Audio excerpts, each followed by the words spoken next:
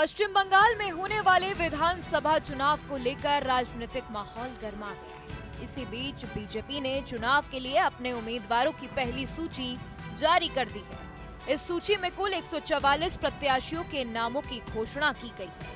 खास बात यह है कि बीजेपी ने राज्य के मुख्यमंत्री ममता बनर्जी के खिलाफ बड़ा दांव खेलते हुए उनके सामने एक मजबूत उम्मीदवार उतार दिया है। पार्टी ने शुवेंदु अधिकारी को नंदीग्राम और भवानीपुर दोनों सीटों से उम्मीदवार बनाया है।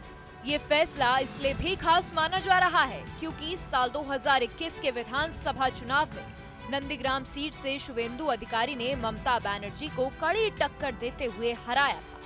उस चुनाव में ममता बनर्जी नंदीग्राम से हार गई थी, जिसके बाद उन्हें मुख्यमंत्री बने रहने के लिए भवानीपुर सीट से उपचुनाव लड़ना पड़ा था। बाद में भवानीपुर उपचुनाव में ममता बनर्जी ने जीत हासिल कर ली थी। अब बीजेपी ने एक बार फिर उसी मुकाबले को दोहराने की कोशिश की है और शुवेंदु अधिकारी को नंदीग्राम के साथ साथ भवानीपुर से भी मैदान में उतार दिया है। SIR होने का बाद ममता बनर्जी कम से कम 20,000 वोट में भवानीपुर में चुनाव हारने वाली है।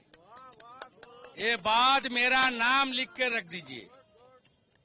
ममता बनर्जी को मैं नंदीग्राम में हराया, इस बार भवानीपुर में भाजपा प्रत्याशी हराएगा। वो हराने का काम नेता प्रतिपक्ष करेगा। यहाँ इससे साफ है कि बीजेपी इस चुनाव में ममता बनर्जी को सीधे चुनौती देना चाहती है।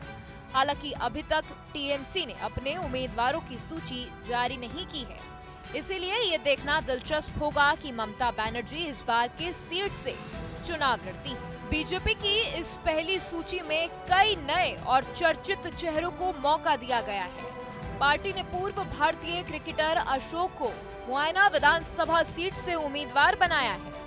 अशोक पहले भी बीजेपी से जुड़े रहे और अब उन्हें विधानसभा चुनाव में उतार दिया गया है। इसके अलावा अलीद्वारपुर सीट से परितोष दास को टिकट दिया गया है। वहीं पूर्व राज्यसभा सांसद स्वपन दास गुप्ता को भी बीजेपी ने चुनावी मैदान में उतारा है। इस तरह पार्टी ने अपनी पहली सूची में कई ऐसे उम्मीदवारों को शामिल किया है जो राजनीतिक और सामाजिक रूप से प्रभावशाली माने जाते हैं। चुनाव कार्यक्रम की बात करें तो भारत निर्वाचन आयोग ने पश्चिम बंगाल विधानसभा चुनाव 2 चरणों में करने का फैसला किया है। इसके तहत पहले चरण की वोटिंग 23 अप्रैल को होगी, जबकि दूसरे चरण का मतदान 29 अप्रैल को करवाया जाएगा। मतदान की प्रक्रिया पूरी होने के बाद 4 मई को चुनाव के नतीजे घोषित किए जाएंगे। इन तारीखों के ऐलान के बाद राज्य में सभी राजनीतिक दलों ने अपनी तैयारियां तेज कर दी हैं और चुनाव प्रचार भी धीरे धीरे गति पकड़ रहा है। राजनीतिक जानकारों का मानना है कि इस बार पश्चिम बंगाल में मुख्य मुकाबला बीजेपी और टीएमसी के बीच ही देखने को मिल सकता है। पिछले कुछ सालों में बीजेपी ने बंगाल में अपनी पकड़ मजबूत करने के लिए काफी मेहनत की है। पार्टी लगातार राज्य में अपनी संगठनात्मक ताकत बढ़ाने और जनता के बीच पहुंच बनाने की कोशिश कर रही है। इसी वजह से इस बार चुनाव को बेहद दिलचस्प माना जा रहा है।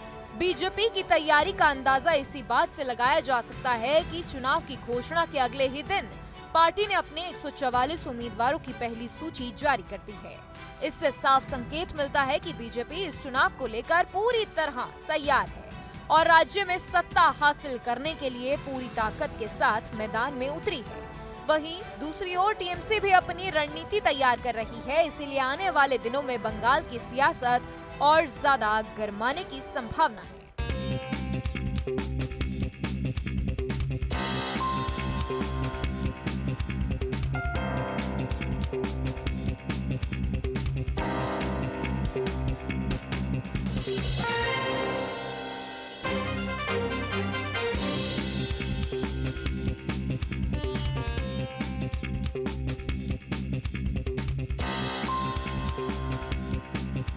आपके मोबाइल पर तुरंत आएगी ब्रेकिंग न्यूज। स्क्रीन पर सबसे पहले दिखेगी बड़ी खबर। देश दुनिया की हर खबर एक जगह। अब आपके मोबाइल पर तुरंत फटाफट इंस्टॉल कीजिए न्यूज नेशन ऐप और रखिए खुद को अपडेट।